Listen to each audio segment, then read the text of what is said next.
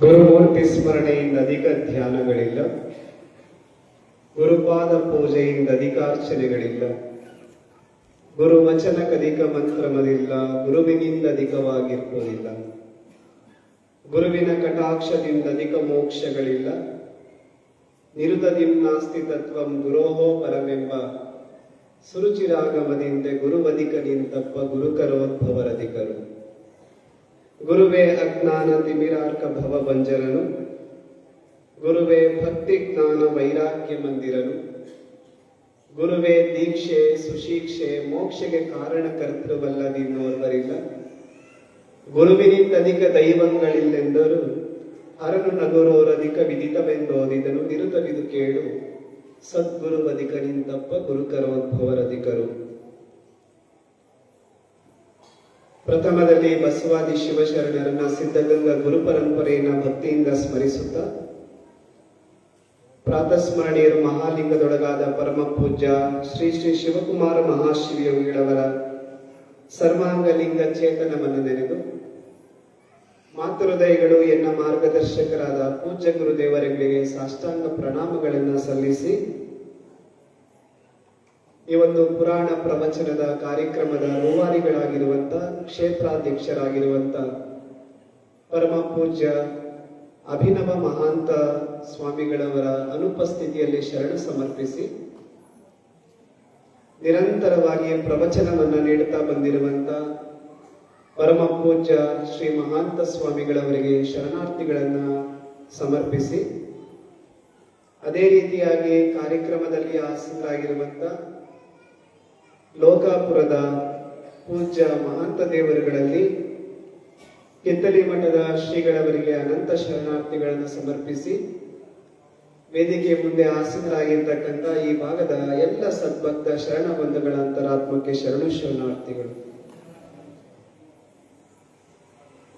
ನಿನ್ನೆ ದಿವಸ ಒಂದು ಮಾತನ್ನ ಹೇಳಿತ್ತು, ಹಾಲುಂಡ ಮೇಲೆ ಮೇಲುಣಬಾರದು ಅಂತ. ಮತ್ತೆ ಮತ್ತೆ ಮೇಲುಂಡ ಮಾಡ್ತಾ ಇರೋದೇ ಅಜೀರ್ಣಕ್ಕೆ ಸಮಸ್ಯೆ ಇರ್ತಕ್ಕಂಥದ್ದು. ಆದ್ರೂ ಸಹ ನಿನ್ನೆ ಪೂಜ್ಯರು ಒಂದು ಭಿನ್ನಹವನ್ನ ಮಾಡಿಕೊಂಡು, ನಾವು ಪ್ರತಿ ದಿವಸ ಪುರಾಣ ಪ್ರವಚನದಲ್ಲಿ ಹೇಳಿದ್ದು ಪೂಜ್ಯರು 3 ದಿವಸಗಳ ಕಾಲ ನಮ್ಮ ಈ ಪ್ರವಚನ ಕಾರ್ಯಕ್ರಮದಲ್ಲಿ ಸಾನ್ನಿಧ್ಯವನ್ನ ವಹಿಸ್ತಾರೆ ಅಂತ. ನೀವು 1 ದಿವಸಕ್ಕೆ ಸಾಕು ಅಂತ ಹೇಳ್ತಾ ಇರೋದು, ನೋವುಂಟಾಗುತ್ತೆ, ನಾಳೆನೂ ತಾವು ದಯಮಾಡಿಸ್ಬೇಕು ಅಂತ ಕೇಳಿದ ಮೇರೆಗೆ ಅವರ ಒಂದು ಪ್ರೀತಿ ವಿಶ್ವಾಸಕ್ಕೆ ನಾವು ಬದ್ಧರಾಗಿ ಇವತ್ತು ಈ ಕಾರ್ಯಕ್ರಮದಲ್ಲಿ 2ನೇ ದಿವಸ ಭಾಗಿಯಾಗಿರುವಂತದ್ದು ನಿಜಕ್ಕೂ ಅದು ಸಂತೋಷವನ್ನು ಮಾಡ್ತಾ ಇದೆ. ಸಿರುಗುಪ್ಪಕ್ಕೆ ಬಂದ ಮೇಲೆ ಸಮಯ ಯಾವ ರೀತಿಯಾಗಿ ಹೋಗುತ್ತೆ ಅನ್ನೋದೇ ಗೊತ್ತಿಲ್ಲ. ನಿನ್ನೆ ಇಲ್ಲಿ ಒಂದು ಪುರಾಣ ಪ್ರವಚನ ಕಾರ್ಯಕ್ರಮವನ್ನ ಮುಗಿಸಿ ಹೋದ ನಂತರದಲ್ಲಿ ಇವತ್ತು ಬೆಳಗಿಂದ ಇಲ್ಲಿಯವರೆಗೂ ಸಹ ಸಮಯದ ಅರಿವು ನನಗಂತೂ ಆಗಿಲ್ಲ. ಯಾಕಂದ್ರೆ ಭಕ್ತಿಯ ಸಾಗರದಲ್ಲಿ ಮುಳುಗೋದ್ಮೇಲೆ ಸಮಯದ ಪರಿವು ಇನ್ನೆಲ್ಲೆತ್ತಿದೆಯೋ ಅಂತಕ್ಕಂಥ ಮಾತು, ಅದು ಅರಿವು ನನಗಂತೂ ಬರಲಿಲ್ಲ. 17 ನಿಮಿಷಗಳ ಹಿಂದೆ ಪಕ್ಕದೇ ಗ್ರಾಮದಲ್ಲಿರ್ತಕ್ಕಂಥ ಚಾಣಕ್ಯರಿಗೆ ನಾನು ಅಲ್ಲಿ ಭಕ್ತಾದಿಗಳನ್ನ ಭೇಟಿ ಮಾಡಕ್ಕೆ ಹೋದಂತ ಸಂದರ್ಭ. ಮಾತು ಮುಗಿಯೋದ್ರಷ್ಟೊತ್ತಿಗೆ 9 ಗಂಟೆ ಆಗಿತ್ತು. ಅವರಿನ ಸದ್ಭಕ್ತರು ಅವರ ಮನೆಗೆ ಭಿನ್ನಹವನ್ನ ಮಾಡಿಕೊಂಡಿದ್ರು. ನಾನು ಅವರಿಗೆ ಒಂದು ಮಾತನ್ನ ಕೊಟ್ಟು ಬಂದಿದ್ದೀನಿ. ನಿನ್ನೆ ಗರ್ಜಿಗನವರಿಗೆ ಒಂದು ಮಾತನ್ನ ಕೊಟ್ಟಿದ್ದೆ, ನಾಳೆ ಪುರಾಣ ಪ್ರವಚನ ಕಾರ್ಯಕ್ರಮದಲ್ಲಿ ಭಾಗವಹಿಸ್ತೀನಿ ಅಂತ. ಕೊಟ್ಟ ಮಾತಿಗೆ ಏನಾದ್ರು ನಾವು ನಡ್ಕೊಳ್ಳಿಲ್ಲ ಅಂದ್ರೆ ಮೆಚ್ಚನ ಪರಮಾತ್ಮನು ಅಂತ ಹೇಳ್ತಾರೆ. ಇಲ್ಲಿ ಮಾತು ಕೊಟ್ಟು ಹೋಗಿ ನಾನು ಅಲ್ಲಿ ಮಾತು ಮುಂದುವರಿಸಿದ್ರೆ ಸರಿ ಇಲ್ಲ ಅಂತ ಆ ಭಕ್ತರಿಗೆಲ್ಲ ಒಂದು ಮಾತನ್ನು ಹೇಳಿ ಬಂದಿದ್ದೀನಿ. ಇಲ್ಲಿ ಪುರಾಣ ಪ್ರವಚನ ಕಾರ್ಯಕ್ರಮ ಮುಗಿದೊಡನೆ ಮತ್ತೆ ನಿಮ್ಮ ಊರಿಗೆ ಬರ್ತೀನಿ ಅಂತ. ಈ ಕಾರ್ಯಕ್ರಮ ಮುಗಿಸ್ಕೊಂಡು ನಾನೀಗ ಅಲ್ಲಿಗೆ ಹೋಗ್ಬೇಕಾಗಿರುವಂತದ್ದು. ಮೇಲೋಟ ಮಾಡುವಂತ ಅವಶ್ಯಕತೆ ಇಲ್ಲ ಅಂತ ನಾನು ಭಾವಿಸ್ಕೊಂಡಿದ್ದೇನೆ. ಆದ್ರೂ ಸಹ ಮಾತನಾಡುವಂತ ಅನಿವಾರ್ಯತೆ ಇರೋದ್ರಿಂದ, ನೀವೆಲ್ಲ ಕೇಳುವಂತ ತಾಳ್ಮೆ ಇರೋದ್ರಿಂದ ಒಂದಷ್ಟು ಮಾತನಾಡಬಹುದು ಅಂತ ನಾನು ಭಾವಿಸ್ಕೊಂಡಿದ್ದೀನಿ. ಅಲ್ಲೂ ಒಂದು ಮಾತನ್ನ ಹೇಳಿದೆ, ಶ್ರೋತೃ ವರ್ಗದಲ್ಲಿ 3 ವರ್ಗ ಅಂತ ನಾವು ವಿಭಾಗ ಮಾಡ್ತೀವಿ. ಶ್ರೋತೃ ಅಂದ್ರೆ ಕೇಳಿಸ್ಕೊಳ್ಳುವಂತವ್ರು. ಆ ಶ್ರೋತೃ ವರ್ಗವನ್ನ ದಾರ್ಶನಿಕರು ಸ್ವಾತಿಯ ಮಳೆಯ ನೀರಿನ ಹನಿಗೆ ಹೋಲಿಕೆ ಮಾಡ್ತಾರೆ. ಆ ಮಳೆಯ ನೀರು ಈ ಭೂಮಿಗೆ ಬರಬೇಕಾದ್ರೆ 3 ಅವಸ್ಥೆಯನ್ನ ಪಡ್ಕೊಳ್ಳುತ್ತಂತೆ. ಮೊದಲನೇ ಅವಸ್ಥೆ ಯಾವುದು ಅಂದ್ರೆ, ಆ ಸ್ವಾತಿಯ ಮಳೆಯ ನೀರಿನ ಹನಿ ಕಾದ ಕಬ್ಬಿಣದ ಮೇಲೆ ಬಿದ್ದು ಕ್ಷಣಕಾಲ ನಾವು ನೋಡುತ್ತಿದ್ದಂತೆ ಮುತ್ತಿನ ರೂಪವನ್ನ ಪಡ್ಕೊಂಡು ಹಾಗೆ ಮಾಯ ಆಗಿ ಹೊರಟೋಗುತ್ತೆ, ಆವಿಯಾಗಿ ಹೊರಟೋಗುತ್ತೆ. ನಮ್ಗೆ ಮುತ್ತು ಅಂತ ಭಾವನೆಯನ್ನ ಬರುವಂತೆ ಮಾಡಿಬಿಟ್ಟು ಹೊರಟೋಗುತ್ತೆ. ಕಣ್ಣು ಬಿಡೋಷ್ಟಕ್ಕೆ ಮಾಯ ಆಗ್ಬಿಡ್ತದೆ. ಅದು ಮೊದಲನೇ ಅವಸ್ಥೆ, ಒಂದು ಅವಸ್ಥೆ. ಇನ್ನೊಂದು ಅವಸ್ಥೆ ಯಾವುದು ಅಂದ್ರೆ, ಅದೇ ಸ್ವಾತಿಯ ಮಳೆಯ ಹನಿಯನ್ನ ನೀರು ಕಮಲದ ಎಲೆ ಮೇಲೆ ಬಿದ್ದಾಗ ಸೂರ್ಯನ ಪ್ರಖರವಾದಂತ ಬೆಳಕಿಗೆ ಕೊಳೆದು ಮುತ್ತಿನ ರೂಪದಲ್ಲಿ ಕಂಡು ಗಾಳಿ ಬಂದಾಗ ಕ್ಷಣಕಾಲ ಇದ್ದು ಅದು ನಂತರದಲ್ಲಿ ಮಾಯವಾಗಿ ಹೋಗುತ್ತಂತೆ. ಅದು 2ನೇ ಅವಸ್ಥೆ. 3ನೇ ಅವಸ್ಥೆ ಯಾವುದು ಅಂದ್ರೆ, ಅದೇ ಸ್ವಾತಿಯ ಮಳೆಯ ಹನಿಯ ನೀರು ಏನಾದ್ರೂ ಕಪ್ಪೆಯ ಚಿಪ್ಪಿನ ಒಳಗಡೆ ಬಿದ್ದಾಗ ಶಾಶ್ವತವಾದಂತ ಮುದ್ದೆ ಆಗುತ್ತೆ ಅಂತಕ್ಕಂಥದ್ದು. ದಾರ್ಶನಿಕರು ಈ 3 ಅವಸ್ಥೆಯನ್ನ 3 ಶ್ರೋತೃ ವರ್ಗದವರಿಗೆ ಹೋಲಿಕೆ ಮಾಡ್ತಾರೆ. ಕೆಲವರು ಪುರಾಣ ಪ್ರವಚನವನ್ನ ಕೇಳಬೇಕು ಅಂತ ಇಲ್ಲಿ ಬಂದು ಕೂತ್ಕೊಂಡಿರ್ತಾರೆ. ಅವ್ರಿಗೆ ಆಲೋಚನೆ ಎಲ್ಲ ಮನೆ ಕಡೆ ಇರುತ್ತೆ, ಇಲ್ಲಾಂದ್ರೆ ಟಿವಿ ಕಾರ್ಯಕ್ರಮಗಳ ಬಗ್ಗೆ ಇರುತ್ತೆ, ನಾಳೆ ಏನ್ ಕೆಲಸ ಅನ್ನೋದ್ರ ಬಗ್ಗೆ ಇರುತ್ತೆ. ಕೆಲವರು ಕೇಳಿಸ್ಕೊಂತಾರೆ ಈ ಕಿವಿಯಲ್ಲಿ, ಹಾಗೆ ಬಿಟ್ಟು ಹೊರಟೋಗ್ತಾರೆ. ಯಾವಾಗ ಕಾದ ಕಬ್ಬಿಣದ ನೀರ್ ಮೇಲೆ ಬಿದ್ದಲ್ಲ ಆ ಸ್ವಾತಿಯ ಮಳೆಯ ನೀರು ನೋಡ್ತಂಗೆ ಮಾಯ ಆಗುತ್ತಲ್ಲ, ಈ ತರ ಇರ್ತಾರಂತೆ. ಕಮಲದ ಎಲೆ ಮೇಲೆ ಬಿದ್ದು ಒಂದು ಕ್ಷಣ ಇದ್ದು ಹಾಗೆ ಮಾಯ ಆಗುವಂತವ್ರು 2ನೇ ವರ್ಗದವರು. ಅಂದ್ರೆ ಕೇಳಿಸ್ಕೊಂತಾರೆ. ಎಲ್ಲಿವರೆಗೂ ಅಂದ್ರೆ ಅದು ನೆನಪಲ್ಲಿರೋದು ನಾಳೆ ಬೆಳಗ್ಗೆವರೆಗೂ, ಇಲ್ಲಾಂದ್ರೆ ನಾಳೆ ಮಾಂತ ಸ್ವಾಮಿಗಳವನ್ನ ಮತ್ತೆ ನೋಡೋವರೆಗೂ ಅಷ್ಟೇ. ಅವ್ರಿಗೆ ಅವಾಗ ನೆನಪು ಬರುತ್ತೆ, ನಿನ್ನೆ ನಾವು ಪುರಾಣ ಪ್ರವಚನವನ್ನ ಕೇಳಿದ್ದು ಅಂತ. ಅದು 2ನೇ ವರ್ಗದವರು. 3ನೇ ವರ್ಗದವರು ಕಪ್ಪೆ ಚಿಪ್ಪಿನ ಒಳಗಡೆ ಆ ನೀರು ಬಿದ್ದು ಶಾಶ್ವತವಾದಂತ ಮುದ್ದೆ ಆಗುವಂತವರು 3ನೇ ವರ್ಗದವರು.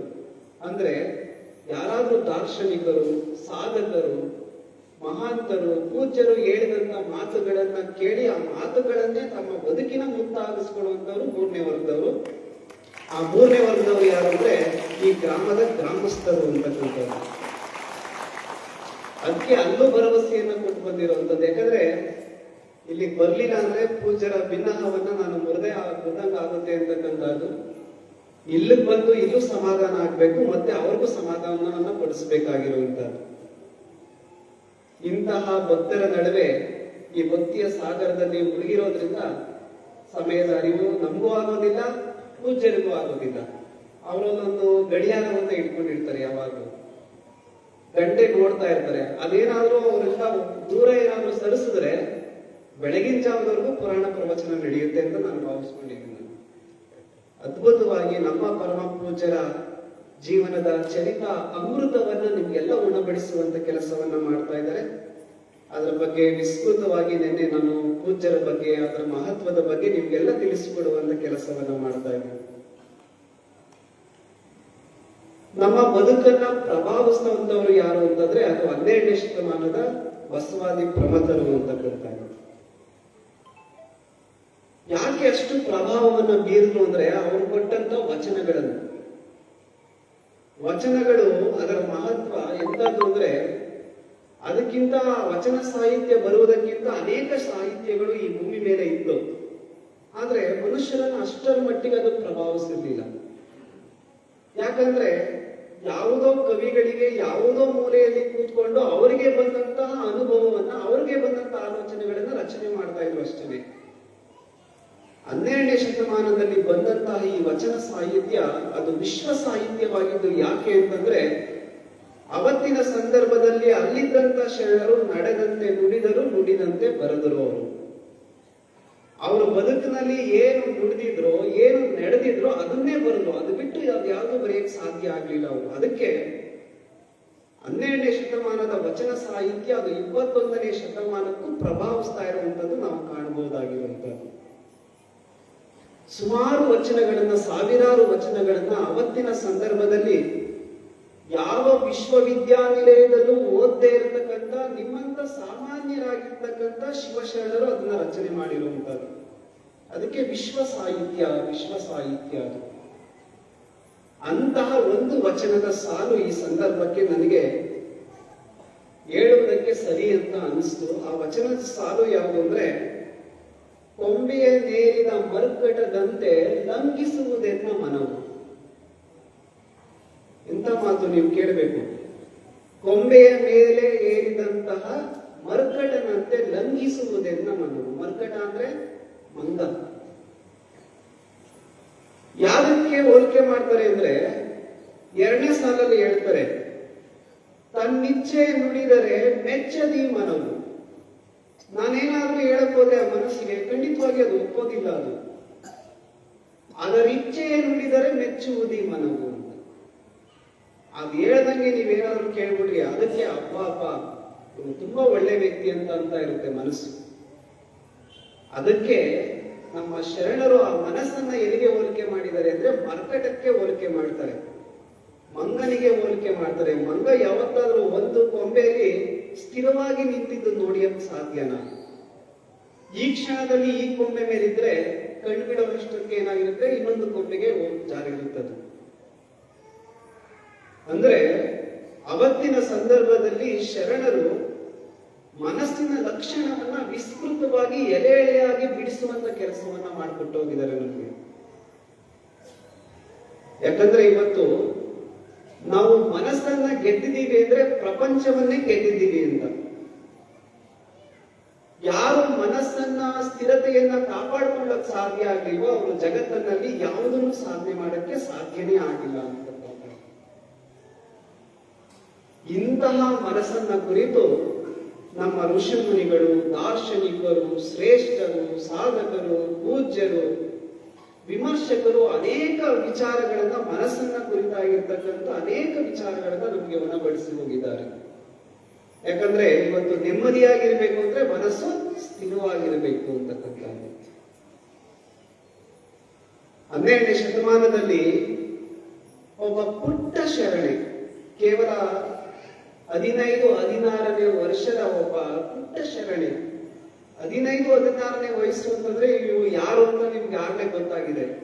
ಯಾರು? ಅಕ್ಕ ಮಹಾದೇವಿ, ವೈರಾಗ್ಯ ನಿಧಿ ಆಕೆ. ಆ ವೈರಾಗ್ಯ ನಿಧಿಯಾಗಿರುವಂತ ಅಕ್ಕ ಮಹಾದೇವಿ ಸಹ ಮನಸ್ಸನ್ನ ಕುರಿತಾಗಿರ್ತಕ್ಕಂಥ ವಚನದ ಸಾಲುಗಳನ್ನ ಬರೆದಿದ್ದಾರೆ. ನಿಮ್ಗೆಲ್ಲ ಬಹಳ ಚಿರಪರಿಚಿತವಾಗಿರುವಂತಹ ವಚನ ಅದು. ತನು ಕರಗದವರಲ್ಲಿ ಮಜ್ಜನವನೊಲ್ಲೆಯಯ್ಯ, ಮನ ಕರಗದವರಲ್ಲಿ ಪುಷ್ಪವನೊಲ್ಲೆಯಯ್ಯ. ಆ ವಚನ ಹಾಗೆ ಮುಂದುವರೆಕೊಂಡು ಹೋಗುತ್ತೆ. ಆ ವಚನದ ಕೊನೆಯ ಸಾಲು ಯಾವುದು ಅಂದ್ರೆ, ಹೃದಯ ಕಮಲ ಅರಳದವರಲ್ಲಿ ಇರಲೊಲ್ಲೆಯಯ್ಯ ನೀನು ಚನ್ನ ಮಲ್ಲಿಕಾರ್ಜುನ ಅಂತಕ್ಕಂಥ. 12ನೇ ಶತಮಾನದ ಶಿವಶರಣರು ನೆಮ್ಮದಿಯ ಬದುಕು ಯಾವ ತರ ಇರಬೇಕು ಅನ್ನೋದಕ್ಕೆ ತನ್ನೂ ಸಹ ಮುಖ್ಯ, ಅಂದ್ರೆ ಈ ದೇಹನೂ ಸಹ ಮುಖ್ಯ, ಅದರೊಳಗಡೆ ಇರ್ತಕ್ಕಂಥ ಮನಸ್ಸು ಸಹ ಅಷ್ಟೇ ಮುಖ್ಯವಾಗಿರುವಂತಹ ಮಾತುಗಳನ್ನು ಹೇಳೋಗಿದ್ದಾರೆ. ತನು ಕರಗಿಸುವುದು ಅಂದ್ರೆ ಈ ದೇಹವನ್ನ ಶುದ್ಧವಾಗಿಟ್ಟುಕೊಳ್ಳಬೇಕು ಅಂತ, ಆರೋಗ್ಯವನ್ನ ಕಾಪಾಡಿಕೊಳ್ಬೇಕು ಅಂತ. ಅದರ ಜೊತೆಗೆ ತನು ಶುದ್ಧ ಅಂತಂದ್ರೆ, ಮನಶುದ್ಧ ಅಂತಂದ್ರೆ ಮನಸ್ಸಿನ ಆರೋಗ್ಯವನ್ನ, ಮನಸ್ಸಿನ ಶುದ್ಧತೆಯನ್ನ ಕಾಪಾಡಿಕೊಳ್ಬೇಕು ಅಂತ. ಯಾಕಂದ್ರೆ ಈ ದೇಹದ ಒಳಗಡೆ ಇರುವಂತಹದ್ದು ಯಾವುದು ಅಂದ್ರೆ ಈ ಮನಸ್ಸು ಅಂತಕ್ಕಂಥದ್ದು. ಯಾವಾಗ ಈ ಮನಸ್ಸು ಶುದ್ಧವಾಗಿರುತ್ತೋ ಅದು ಪುಷ್ಪವಾಗುತ್ತದೆ. ಆ ಪುಷ್ಪ ಏನಾಗುತ್ತೆ ಅಂದ್ರೆ ಅರಳುವಂತ ಕೆಲಸ ಆಗುತ್ತೆ. ಅದಕ್ಕೆ ತಾಯಿ ಹೇಳಿದ್ದು, ಹೃದಯ ಕಮಲ ಅರಳದವರಲ್ಲಿ ಇರಬಲ್ಲೆಯಯ್ಯ ನೀನು ಅಂತ. ಅಂದ್ರೆ ಮನಸ್ಸನ್ನ ಪುಷ್ಪವನ್ನಾಗಿಸಿಕೊಳ್ಳಿ ಅಂತಕ್ಕಂಥ ಮಾತನ್ನ. ಮನಸ್ಸು ಪುಷ್ಪ ಆಗಿಲ್ಲ ಅಂತಂದ್ರೆ ಹೃದಯ ಕಮಲ ಅರಳೋದಿಲ್ಲ. ಹೃದಯ ಕಮಲ ಅರಳಲ್ಲ ಅಂತಂದ್ರೆ ಅಲ್ಲಿ ಪರಿಶುದ್ಧವಾಗಿರ್ತಕ್ಕಂಥ ಭಾವನೆ ಇರೋದಿಲ್ಲ. ಆ ಭಾವನೆ ಇರಲಿಲ್ಲ ಅಂದ್ರೆ ಅಲ್ಲಿ ಭಗವಂತ ಇರೋದಕ್ಕೆ ಸಾಧ್ಯನೇ ಇಲ್ಲ. ಭಗವಂತನಿಗೆ ಬೇಕಾಗಿರುವುದು ನಿಮ್ಮ ಬಾಹ್ಯದ ಒಂದು ವಸ್ತುಗಳನ್ನ. ನೀವು ಅವರಿಗೆ ಎಷ್ಟೇ ಅಭಿಷೇಕ ಮಾಡಿ, ಎಂತಹ ಪುಷ್ಪಾರ್ಚನೆಯನ್ನ ಮಾಡಿ, ಧೂಪ ದೀಪ ನೈವೇದ್ಯವನ್ನ ಕೊಡಿ, ಅದ್ಯಾವುದೂ ಭಗವಂತನಿಗೆ ಪ್ರಿಯವಾಗುವುದಿಲ್ಲ. ಭಗವಂತನಿಗೆ ಬೇಕಾಗಿರುವಂತಹ ಒಂದೇ ಒಂದು ವಸ್ತು ಅಂದ್ರೆ ಪರಿಶುದ್ಧವಾಗಿರುವಂತಹ, ನಿಷ್ಕಲ್ಮಶವಾಗಿರುವಂತಹ, ಭಕ್ತಿ ತುಂಬಿದಂತಹ ಹೃದಯ, ಅರ್ಥಾತ್ ಪರಿಶುದ್ಧ ಮನಸ್ಸು. ಹಾಗಾದ್ರೆ ಅಂತಹ ಮನಸ್ಸನ್ನ ನಾವು ಗಳಿಸ್ಕೊಳ್ಬೇಕು ಅಂತಂದ್ರೆ ಮನಸ್ಸನ್ನ ಒಂದು ಕಡೆ ನಿಲ್ಲಿಸಬೇಕು ಅಂತ ಅರ್ಥ ಅಲ್ಲ. ಮನಸ್ಸನ್ನ ಪರಿಪಕ್ವವನ್ನಾಗಿ ಮಾಡಬೇಕು ಅಂತ. ಮನಸ್ಸಿನ ಸ್ಥಿರತೆ ಅಂದ್ರೆ ನೀವೇನ್ ಅನ್ಕೊಂಡಿದ್ದೀರಾ? ಕಣ್ಣು ಮುಚ್ಚಾದಾಗ ಮನಸ್ಸು ಒಂದ್ ಕಡೆ ನಿಲ್ಲಿಸ್ಬಿಟ್ರೆ ಮನಸ್ಸಿನ ಸ್ಥಿರತೆಯನ್ನ ನಾವು ಕಾಪಾಡ್ಕೊಂಡಿದ್ದೀವಿ ಅಂತ ಅರ್ಥ ಅಲ್ಲ. ಮನಸ್ಸಿನ ಸ್ಥಿರತೆ, ಮನಸ್ಸಿನ ಆರೋಗ್ಯವನ್ನ ಕಾಪಾಡ್ಕೊಳ್ಬೇಕು ಅಂತಂದ್ರೆ ಅದು ಪರಿಪಕ್ವತೆಯಿಂದ ಕೂಡಿರಬೇಕು. ಇಂತಹ ಚಿಂತನೆಯನ್ನ ಮಾಡಬೇಕು. ಮನಸ್ಸು ಯಾವಾಗ ಪರಿವರ್ತನೆ ಆಗುತ್ತೆ ಅಂದ್ರೆ ಇಂತಹ ಪುರಾಣ ಪ್ರವಚನಗಳಲ್ಲಿ ನೀವೆಲ್ಲ ಸಕ್ರಿಯವಾಗಿ ಭಾಗವಹಿಸಬೇಕು. ಬಹುಶಃ ಅಕ್ಕ ಮಹಾದೇವಿ ಹೇಳಿದಂತಹ 2 ವಚನದ ಸಾಲು, ತನು ಕರಗುವುದು, ಮನ ಕರಗುವುದು, ನಾನು ನಿಮ್ಗೆ ಹೆಚ್ಚು ಹೇಳುವಂತ ಅವಶ್ಯಕತೆ ಇಲ್ಲ ಅಂತ ನಾನು ಭಾವಿಸ್ಕೊಂಡಿದ್ದೇನೆ. ಮಹಾದೇವಿ ಅಕ್ಕ ಹೇಳ್ದಂಗೆ ತನುವಿನ ಆರೋಗ್ಯವನ್ನ ಕಾಪಾಡ್ಕೊಳ್ಳಿ ಅಂತ ಹೇಳಿದ್ರು. ನೀವೆಲ್ಲ ಪ್ರತಿನಿತ್ಯ ಸತ್ಯಶುದ್ಧ ಕಾಯಕವನ್ನೇ ಮಾಡ್ತಾ ಇದ್ದೀರ. ಈ ಭಾಗದ ಒಂದು ಶ್ರೇಷ್ಠತೆ ಅಂತ ನಾವೆಲ್ಲ ಭಾವಿಸ್ಕೊಳ್ಬೇಕು. ಕರ್ಚಿಗಲೂರಿಂದ ನಾವು ಇವತ್ತು ಸೂಗೂರಿಗೆ ಹೋದವು.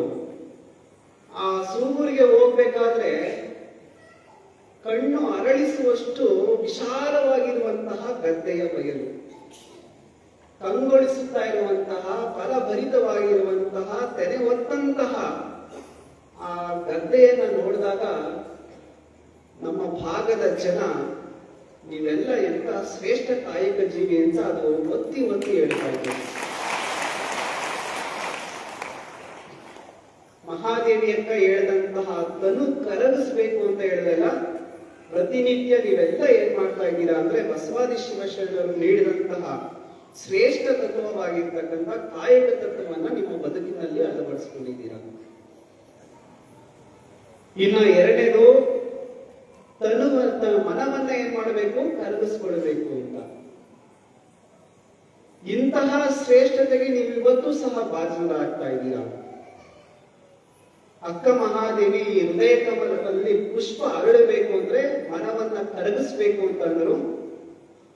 ಬಹುಶಃ ಎಷ್ಟೋ ಜನರಿಗೆ ಈ ಸೌಭಾಗ್ಯ ಇಲ್ಲ ಅಂತ ನಾನು ಭಾವಿಸ್ಕೊಂಡಿದ್ದೀನಿ. ಯಾಕಂದ್ರೆ ಇಂಥ ಪುರಾಣ ಪ್ರವಚನಗಳು ಎಷ್ಟೋ ಹಳ್ಳಿಗಳಲ್ಲಿ ನಡೆಯೋದೇ ಇಲ್ಲ. ಇಂತಹ ಪುರಾಣ ಪ್ರವಚನವನ್ನ ಕೇಳಿ ನಿಮ್ಮ ಮನಸ್ಸನ್ನ ಅರಳಿಸಿಕೊಳ್ಳುವಂತಹ ನೀವೇ ಧನ್ಯಮಾನಿರು ಅಂತ ನಾವೆಲ್ಲ ಭಾವಿಸ್ಬೇಕಾಗಿರುವಂತಹ. ಇನ್ನು ಮುಂದಕ್ಕೆ ನಾನು ಏನ್ ಮಾತಾಡ್ಬೇಕು? ತನುವನ್ನ ಕರಗಿಸ್ಕೊಳ್ತಾ ಇದ್ದೀರಾ, ಮನವನ್ನ ಕಲಿಸ್ಕೊಳ್ತಾ ಇದ್ದೀರಾ. ಹಾಲುಂಡ ಮೇಲೆ ಮೇಲುಣಬಾರದು, ಇದೇ ಸೂತ್ರ ನಿಮ್ಮ ಬದುಕಿನಲ್ಲಿ. ಇಷ್ಟು ಅದ್ಭುತವಾಗಿರುವಂತಹ ಜೀವನವನ್ನ ನೀವು ನಿರ್ವಹಣೆ ಮಾಡ್ತಾ ಇದ್ದೀರಲ್ಲ, ಇಂಥ ಸದಾವಕಾಶವನ್ನ ಕೊಟ್ಟಂತಹ ಪ್ರಮುಖವಾಗಿ 3 ಜನರನ್ನ ನಾವು 4 ಜನರನ್ನ ಸ್ಮರಣೆ ಮಾಡಿಕೊಳ್ಬೇಕು. ನಿನ್ನೆ ಆ 4 ಜನರನ್ನ ನಾನು ಹೇಳಿದ್ದೀನಿ.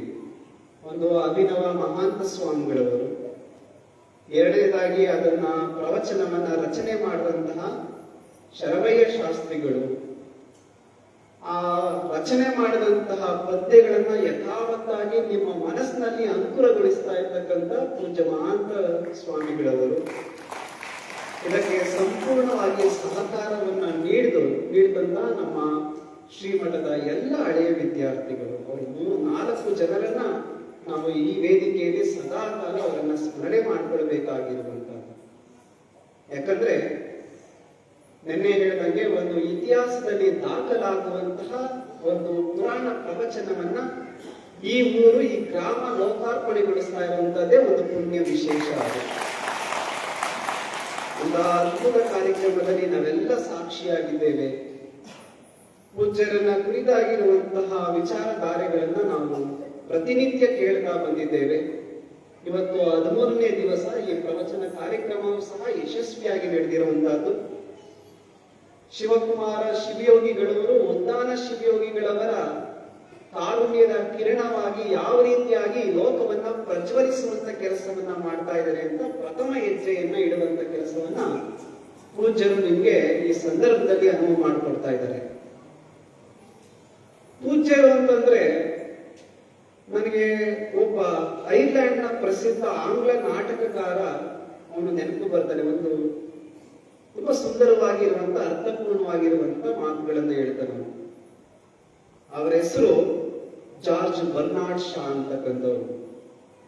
ಬದುಕು ಹೇಗಿರಬೇಕು ಅಂತ ಅವರು ಕಾವ್ಯದ ರೂಪದಲ್ಲಿ ಆಂಗ್ಲ ಭಾಷೆಗೆ ಬರೆದಿದ್ದಾರೆ. ಅದನ್ನ ಕನ್ನಡಕ್ಕೆ ತರ್ಜುಮೆ ಮಾಡಿ ಅನೇಕರು ಸಹ ಅದನ್ನ ವಿಮರ್ಶೆನೂ ಸಹ ಮಾಡಿದ್ದಾರೆ.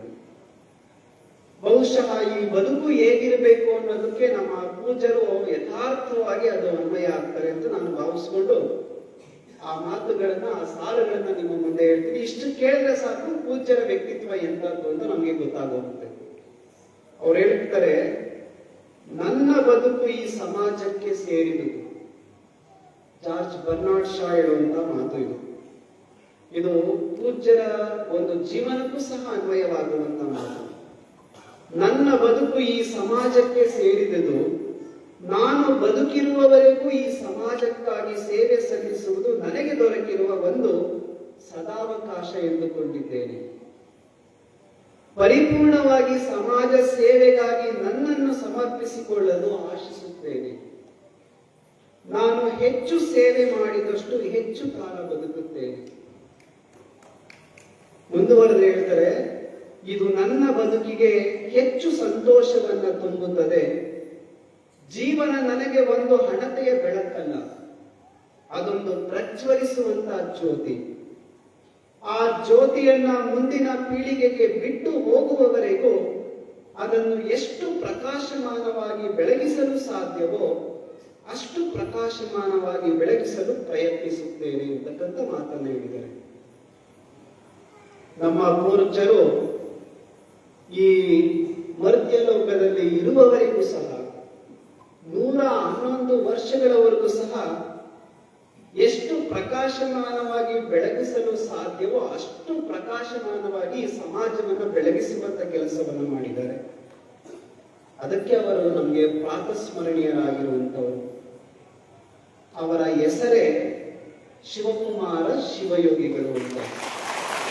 ಶಿವನ ಕುಮಾರರಾಗಿ ಬಂದು ನಮ್ಮನ್ನೆಲ್ಲ ಏನ್ ಮಾಡಿದ್ದಾರೆ ಅಂದ್ರೆ ಸಲಹುವಂತ ಅರನಾಗಿ ಇವತ್ತು ನಮ್ಮೆಲ್ಲರ ಮನಸ್ಸಿನಲ್ಲಿ ಬಿಟ್ಟು ಹೋಗಿರುವಂತವು. ಜಾರ್ಜ್ ಬರ್ನಾರ್ಡ್ ಶಾ ಹೇಳಿದಂತ ಮಾತುಗಳು ಪೂಜ್ಯರಿಗೆ ಅನ್ವಯವಾಗುವಂತದ್ದು. ಅವರು ಎಷ್ಟು ಪ್ರಕಾಶಮಾನವಾಗಿ ಬೆಳಗಿದರೋ ಏನೋ ಗೊತ್ತಿಲ್ಲ, ಆದ್ರೆ ಸಾಮರ್ಥ್ಯಕ್ಕೆ ಅನುಗುಣವಾಗಿ ಬೆಳಗಿಸುವಂತ ಕೆಲಸವನ್ನ ಮಾಡಿದ್ದಾರೆ. ಇದಕ್ಕೆ ಒಂದು ದೃಷ್ಟಾಂತ, ಒಂದು ದಿವಸ ಸೂರ್ಯ ಒಂದು ಚಿಂತನೆಯನ್ನ ಮಾಡಿದಂತೆ. ಏನು ಚಿಂತನೆಯನ್ನ ಮಾಡಿದ ಅಂದ್ರೆ, ನನಗೆ ಒಂದು ಸ್ವಲ್ಪ ದಿವಸಗಳ ಕಾಲ ವಿಶ್ರಾಂತಿ ಬೇಕು. ನನ್ನ ಅನುಪಸ್ಥಿತಿಯಲ್ಲಿ ನಾನು ಮಾಡುವಂತ ಕೆಲಸ ಯಾರು ಮಾಡ್ತಾರೆ? ಆಲೋಚನೆ ಬಂತು ಸೂರ್ಯನಿಗೆ. ನನ್ನ ಅನುಪಸ್ಥಿತಿಯಲ್ಲಿ ನನ್ನ ಕೆಲಸವನ್ನ ಮಾಡುವವರು ಈ ಜಗತ್ತಿನಲ್ಲಿ ಯಾರಾದ್ರೂ ಇದಾರ ಅಂತ ಪರೀಕ್ಷೆ ಮಾಡಕ್ಕೋಸ್ಕರ ಸೂರ್ಯ ಏನ್ ಮಾಡ್ತಾನೆ ಅಂದ್ರೆ ಅನೇಕ ಜನರ ಹತ್ತಕ್ಕೆ ಹೋಗ್ತಾನೆ. ಮೊದಲು ಹೋಗಿದ್ದು ಯಾರ ಹತ್ರ ಅಂದ್ರೆ ನಕ್ಷತ್ರಗಳ ಹತ್ರ ಹೋಗ್ತಾನೆ. ನಕ್ಷತ್ರಗಳೇ, ಈ ಭೂಮಿಗೆ ನಾನು ಬೆಳಕನ್ನ ನೀಡ್ತಾ ಇದ್ದೀನಿ ಪ್ರತಿನಿತ್ಯ, ಆದ್ರೆ ಕೆಲವು ದಿವಸಗಳ ಕಾಲ ನನಗೆ ಒಂದಷ್ಟು ವಿಶ್ರಾಂತಿ ಬೇಕು. ನನ್ನ ಅನುಪಸ್ಥಿತಿಯಲ್ಲಿ ನೀವು ನನ್ನ ಕೆಲಸವನ್ನ ಮಾಡುವುದಕ್ಕೆ ಸಾಧ್ಯವೇ ಅಂತ ನಕ್ಷತ್ರಗಳೆಲ್ಲ ಹಿಂದೆ ಹೋದು. ಯಾಕಂದ್ರೆ ಭೂಮಿಗಿಂತ ನಾವು ತುಂಬಾ ದೂರದಲ್ಲಿದ್ದೇವೆ, ಅಷ್ಟು ನಿನ್ನಷ್ಟು ನಾನು ಬೆಳಕು ಶಾಖವನ್ನ ಭೂಮಿಗೆ ಕೊಡಲು ಸಾಧ್ಯವಿಲ್ಲ ಅಂತ ನಿರಾಕರಣೆ ಮಾಡಿ ಸೂರ್ಯ ಚಂದ್ರನ ಹತ್ರ ಹೋಗ್ತಾರೆ. ಚಂದ್ರನನ್ನ ಕೇಳ್ತಾರೆ, ಚಂದ್ರ, ನನಗೆ ಒಂದಷ್ಟು ದಿವಸ ವಿಶ್ರಾಂತಿ ಬೇಕು, ನನ್ನ ಕೆಲಸವನ್ನ ನೀನು ಮಾಡ್ತೀಯ. ಅದಕ್ಕೆ ಚಂದ್ರ, ಎಂತಹ ಮಾತನ್ನ ಹೇಳ್ತಾ ಇದ್ದೀರಾ ನೀವು? ನೀವಿಲ್ಲದೆ ನಾನು ಬೆಳಗುವುದಕ್ಕೆ ಸಾಧ್ಯನಾ? ನಾನು ಒಂದಷ್ಟು ಬೆಳಕನ್ನ ನೀಡ್ತಾ ಇದ್ದೀನಿ ಅಂದ್ರೆ ಅದು ನಿಮ್ಮ ಋಣದಿಂದ ಮಾತ್ರ. ನಿಮ್ಮ ಅನುಪಸ್ಥಿತಿಯಿಂದ ನಾನು ಬೆಳಗುವುದಕ್ಕೆ ಸಾಧ್ಯ ಇಲ್ಲ ಅಂತ ಅದು ನಿರಾಕರಣೆ ಮಾಡ್ತಾರೆ. ಆಗ ಸೂರ್ಯ ಏನ್ ಮಾಡ್ತಾರೆ ಅಂತಂದ್ರೆ, ಇಂತಹ ವಿದ್ಯುತ್ ದೀಪಗಳ ಹತ್ರ ಹೋಗ್ತಾರೆ. ವಿದ್ಯುತ್ ದೀಪಗಳನ್ನ ಕೇಳಿದಾಗ ಅವು ಸಗಟವಾಗಿ ಏನ್ ಮಾಡ್ತಾರೆ ಅಂದ್ರೆ ನಿರಾಕರಣೆಯನ್ನ ಮಾಡ್ತಾರೆ. ಕೊನೆ ಪಕ್ಷ ಮಿಂಚು ಉಳುವಿನ ಹತ್ರ ಅದನ್ನು ಕೇಳಬೇಕು ಅಂತ ಉಳುವಿನ ಹತ್ರ ಹೋಗ್ತಾ ಇರ್ಬೇಕಾದ್ರೆ ದೂರದಲ್ಲಿ ಸೂರ್ಯ ಬರ್ತಾ ಇದ್ದಾರೆ, ಎಲ್ಲಾರು ಕೇಳ್ಕೊಂಡು ಬರ್ತಾ ಇದ್ದಾರೆ ಅಂತ ವಿಚಾರ ತಿಳಿದು ಮಿಂಚುಗಳು ಓಡೋಯ್ತಂತೆ. ನನ್ನ ಹತ್ರ ಬರದೇ ಬೇಡ. ಸೂರ್ಯ ಕೊನೆಗೆ ಎಲ್ಲಿ ಹೋಗಿದ್ದು ಅಂದ್ರೆ ಒಂದು ಪುಟ್ಟ ಹಣತೆ ಹತ್ರ ಹೋಯ್ತಂತೆ. ಹಣತೆಯನ್ನ ಕೇಳದಂತೆ, ನನಗೆ ಒಂದಷ್ಟು ದಿವಸಗಳ ಕಾಲ ವಿಶ್ರಾಂತಿ ಬೇಕು, ಈ ಜಗತ್ತಿಗೆ ಬೆಳಕನ್ನು ನೀಡುವುದಕ್ಕೆ ಸಾಧ್ಯನಾ ಅಂತ ಕೇಳಿದಾಗ ಆ ದೀಪ ಹೇಳುತ್ತಂತೆ, ನೋಡು ಸೂರ್ಯ, ನಿನ್ನಷ್ಟು ಈ ಜಗತ್ತಿಗೆ ಬೆಳಕನ್ನ ನೀಡುತ್ತೇನೋ ಏನೋ ಗೊತ್ತಿಲ್ಲ, ಆದ್ರೆ ನನ್ನ ಸಾಮರ್ಥ್ಯಕ್ಕೆ ಅನುಗುಣವಾಗಿ ನನ್ನ ಪಣತೆಯಲ್ಲಿ ಎಷ್ಟು ತೈಲವಿರುತ್ತೋ ಅಷ್ಟು ದಿವಸಗಳ ಕಾಲ ನಾನು ಈ ಜಗತ್ತಿಗೆ ಒಂದು ಸಣ್ಣ ಬೆಳಕನ್ನ ಕೊಡುವಂತ ಕೆಲಸವನ್ನ ಮಾಡ್ತೀನಿ ಅಂತ ಒಪ್ಕೊಂತಿದ್ದೇನೆ. ಯಾಕಂದ್ರೆ ಈ ಜಗತ್ತಿನಲ್ಲಿ ಬೆಳಕು ಕೊಟ್ಟು ಅದು ಓದಂತವ್ರು ಅದೆಷ್ಟೋ ಮಂದಿ ಮಹಾತ್ಮರಿದ್ದಾರೆ. ನಮ್ಮ ಪರಮ ಪೂಜ್ಯರು ಸಹ ಒಂದು ಸಣ್ಣ ಅಣತೆಯಾಗಿ ಅವರ ಜೀವನ ಅಂದ್ರೆ ಭಗವಂತ ಕೊಟ್ಟಂತ ತೈಲ ಎಷ್ಟಿತ್ತು ಅಂದ್ರೆ ಅವರ ಆಯಸ್ಸು ಎಷ್ಟಿತ್ತು ಅಷ್ಟು ದಿವಸಗಳ ಕಾಲ ಈ ಜಗತ್ತನ್ನ ಪ್ರಖರವಾಗಿ ಬೆಳಗಿಸುವಂತ ಕೆಲಸವನ್ನ ಮಾಡುತ್ತಿದ್ದಾರೆ. ಅದಕ್ಕೆ ನಮ್ಮ ಬದುಕಿಗೆ ಅವರು ಮಹಾಂತ ಶಿವಯೋಗಿಗಳಾಗಿರುವಂಥದ್ದು. ಅಂತ ಪೂಜ್ಯರ ಕುರಿತಾಗಿರುವಂತಹ ಈ ಒಂದು ಪ್ರವಚನ ಕಾರ್ಯಕ್ರಮದಲ್ಲಿ ನೀವೆಲ್ಲ ಭಾಗಿಗಳಾಗಿರುವಂತವರು. ನಾನು ಪಕ್ಕದ ಗ್ರಾಮದವರೆಗೂ ಇದೇ ವಿಚಾರ ಹೇಳಿ ಬಂದೆ. ಅಲ್ಲಿ ಹೋಗಿ ಖರ್ಚಿಗನೂರಲ್ಲಿ ಪುರಾಣ ಪ್ರವಚನ ನಡೀತಾ ಇದೆ. ನೀವು ಆ ಪ್ರವಚನದಲ್ಲಿ ನೀವು ಭಾಗಿಗಳಾಗಬೇಕು. ಸಾಧ್ಯವಾದ್ರೆ ನಿಮ್ಮ ಮಕ್ಕಳನ್ನು ಸಹ ಯಾವುದೋ ಒಂದು ದಿವಸ ಕರ್ಕೊಂಡೋಗಿ ಆ ವಿಚಾರಗಳನ್ನ ಕೇಳಿಸುವಂತ ಕೆಲಸವನ್ನ ಮಾಡಬೇಕು. ಯಾಕಂದ್ರೆ ಇವತ್ತು ಶಿವಕುಮಾರ ಮಹಾಶಿವಿಗಳನ್ನ ಈ ಪೀಳಿಗೆ ಇದೆಯಲ್ಲ, ಅವರನ್ನ ನೋಡಿಲ್ಲ, ಅವರ ಪದತಲದಲ್ಲಿ ಅವರನ್ನ ಸ್ಪರ್ಶ ಮಾಡಿಲ್ಲ, ಅವರ ಪಾದೋದಕ ಪ್ರಸಾದವನ್ನು ಅವರು ಸ್ವೀಕರಿಸಿಲ್ಲ. ಅವರನ್ನ ಫೋಟೋದಲ್ಲಿ ನೋಡ್ತಾ ಇದ್ದಾರೆ, ಅವ್ರ ಬಗ್ಗೆ ಯಾರಾದ್ರೂ ಹೇಳಿದ್ರೆ ಕೇಳ್ತಾ ಇದ್ದಾರೆ. ಹೀಗಿರ್ಬೇಕಾದ್ರೆ ಅವರ ಜೀವನದ ಮೌಲ್ಯಗಳು ಹೃದಯಕ್ಕೆ ನಾಟಬೇಕು ಅಂದ್ರೆ ಇಂಥ ಪ್ರವಚನಗಳಲ್ಲಿ ಅವರೆಲ್ಲ ಭಾಗವಹಿಸಬೇಕಾಗಿರುವಂಥದ್ದು. ಇಷ್ಟು ಸಮಯ ಆಗಿದೆ, ಈಗಾಗಲೇ 13 ದಿವಸಗಳು ಕಳೆದೋಗಿದ್ದಾವೆ. ಇನ್ನು ಉಳಿಕೆ ಇರುವಂತದ್ದು ಎಷ್ಟು ದಿವಸ? ಇನ್ನೊಂದು 4 ದಿವಸಗಳ ಕಾಲ ಇದೆ. ಈಗ ಆ ಬೆಳಕು ಯಾವ ರೀತಿ ಜಗತ್ತನ್ನ ಪ್ರಜ್ವಲಿಸುತ್ತೋ ಅಂತ ಪ್ರಾರಂಭ ಆಗಿದೆ. ಇವತ್ತು ಇದೇ ಮುಖ್ಯವಾಗಿರುವಂತ ಘಟ್ಟ. ಈಗ ಇಂತಹ ವಿಚಾರಧಾರೆಗಳನ್ನ ನೀವು ನಿಮ್ಮ ಮಕ್ಕಳಿಗೆ ಪ್ರತಿನಿತ್ಯ ಕೇಳಿಸಬೇಕು. ಇಲ್ಲಿ ಎಷ್ಟು ಜನ ಭಾಗವಹಿಸಿದರೋ ಅದಕ್ಕಿಂತ ಹೆಚ್ಚು ಜನ ನಿಮ್ಮ ಮಕ್ಕಳನ್ನು ಕರೆತರುವಂತ ಕೆಲಸವನ್ನ ಮಾಡಿ ಪೂಜ್ಯರ ಶಿವ ಬದುಕಿನ ಕುರಿತಾಗಿರುವಂತ ಚಿಂತನೆಗಳನ್ನ ಅವ್ರನ್ನ ತಲುಪಿಸುವಂತ ಕೆಲಸ ಆಗ್ತಾ ಇರಲಿ. ಅದು ನಿರಂತರವಾಗಿ ಆಗ್ಲಿ. ಒಂದಷ್ಟು ನಮ್ಗೆ ಸಂಸ್ಕಾರ ಬೇಕಾಗಿರುವಂತದ್ದು ಅತ್ಯವಶ್ಯಕವಾಗಿದೆ. ಹೇಳ್ತಾರೆ ಒಂದ್ ಕಡೆ, if wealth is last, nothing is last. If health is last, something is last. If character is last, everything is last ಅಂತ. ನಮ್ಗೆ ಸಂಪತ್ತು ಹೋದ್ರೆ ನಷ್ಟ ಇಲ್ಲ, ಆರೋಗ್ಯ ಕಳ್ಕೊಂಡ್ರೆ ಸ್ವಲ್ಪ ನಷ್ಟ, ಆದ್ರೆ ಈ ಚಾರಿತ್ರ್ಯ ಏನಾದ್ರೂ ಕಳ್ಕೊಂಡ್ರೆ ನಮ್ಮ ಬದುಕೇ ನಷ್ಟ ಅಂತಕ್ಕಂಥದ್ದು. ಅಂತ ಉತ್ತಮವಾಗಿರ್ತಕ್ಕಂಥ ಚಾರಿತ್ರ್ಯವನ್ನ ನಾವು ಕಾಪಾಡ್ಕೊಳ್ಬೇಕು ಅಂದ್ರೆ ಇಂತಹ ಮೌಲ್ಯಯುತವಾಗಿರ್ತಕ್ಕಂಥ ಶಿಕ್ಷಣ ನಮ್ಮ ಮಕ್ಕಳಿಗೆ ದೊರಕಬೇಕಾಗಿರುವಂತಹದ್ದು. ಆ ಸಂಸ್ಕಾರವನ್ನ ಬಿತ್ತರಿಸುವಂತ ಗುರುತರ ಜವಾಬ್ದಾರಿಯಾಗಿದೆ ಅಂದ್ರೆ ಅದು ನಿಮ್ಮೆಲ್ಲರ ಮೇಲೆ ಇರ್ತಕ್ಕಂಥದ್ದು. ಪೂಜ್ಯರು ಆ ಜವಾಬ್ದಾರಿಯನ್ನ ಅಚ್ಚುಕಟ್ಟಾಗಿ ನಿರ್ವಹಣೆ ಮಾಡ್ತಾ ಇದ್ದಾರೆ. ಅವರಿಗೆ ಕೈ ಜೋಡಿಸಬೇಕಾಗಿರುವಂತ ಕೆಲಸ ನೀವು ಮಾಡಬೇಕಾಗಿರುವಂತದ್ದು. ಆ ನಿಟ್ಟಿನಲ್ಲಿ ಉಳಿದಂತ ಈ 4 ದಿವಸಗಳ ಕಾಲ ನಿಮ್ಮ ಮಕ್ಕಳನ್ನ ಕರೆತರುವಂತ ಕೆಲಸವನ್ನ ಮಾಡಬೇಕು. ನಿಮ್ಮ ಎಲ್ಲ ಯಾಂತ್ರಿಕ ಬದುಕಿನ ಜಂಜಾಟಗಳನ್ನ ಬದಿಗೆ ಒತ್ತಿ ಒಂದಷ್ಟು ಮನಸ್ಸನ್ನ ಅರಳಿಸುವಂತ ಕೆಲಸವನ್ನ ಮಾಡಬೇಕು.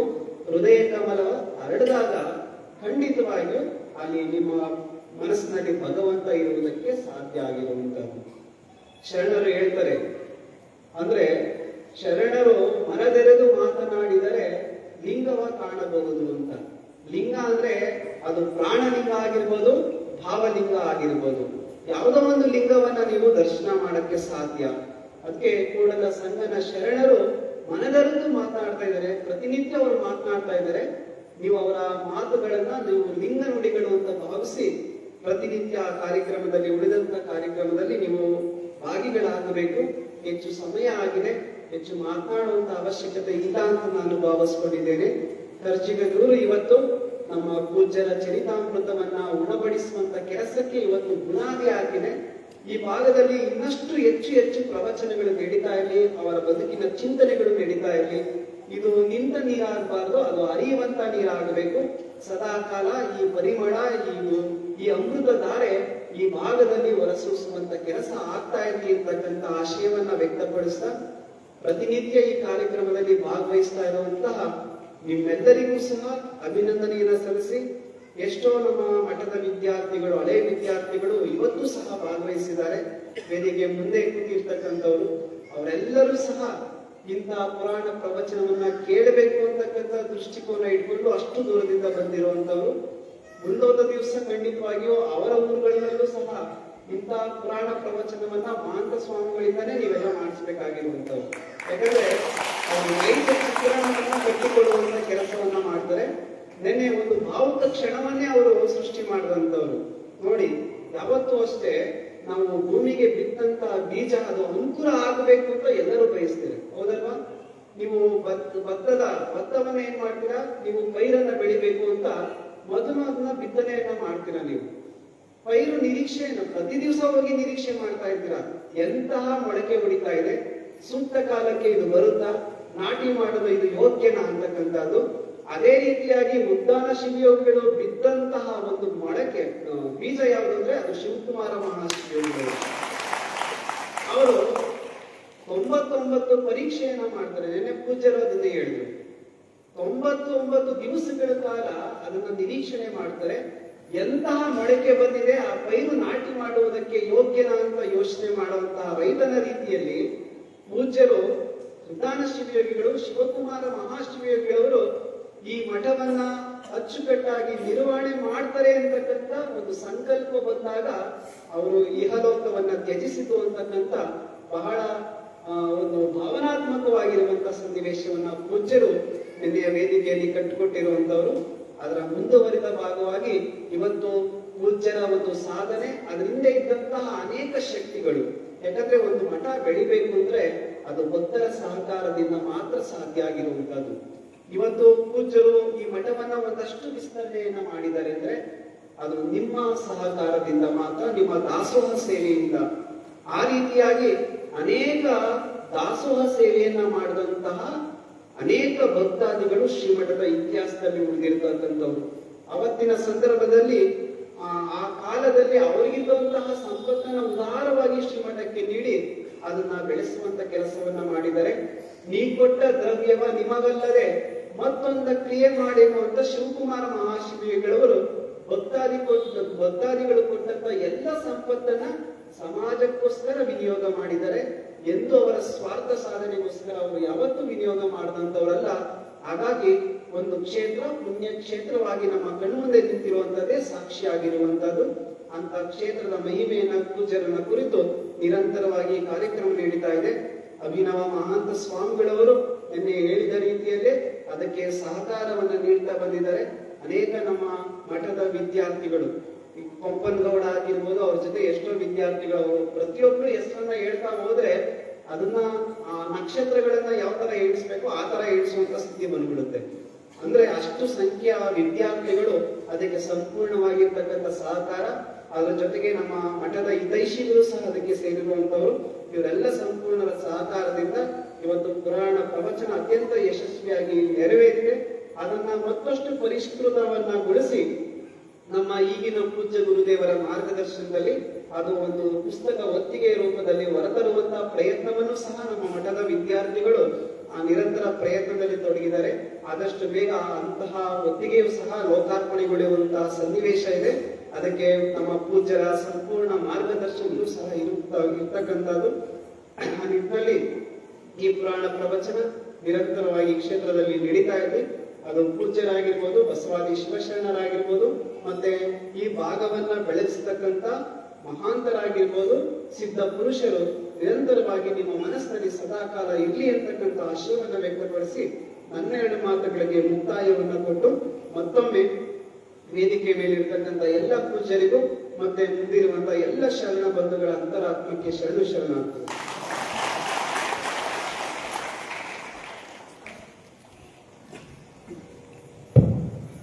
ಈಗ ಮಹಾಮಗನ ತಾವೆಲ್ಲ ಎದ್ರಿಂದ ಗೌರವವನ್ನು ಸೂಚಿಸಬೇಕು.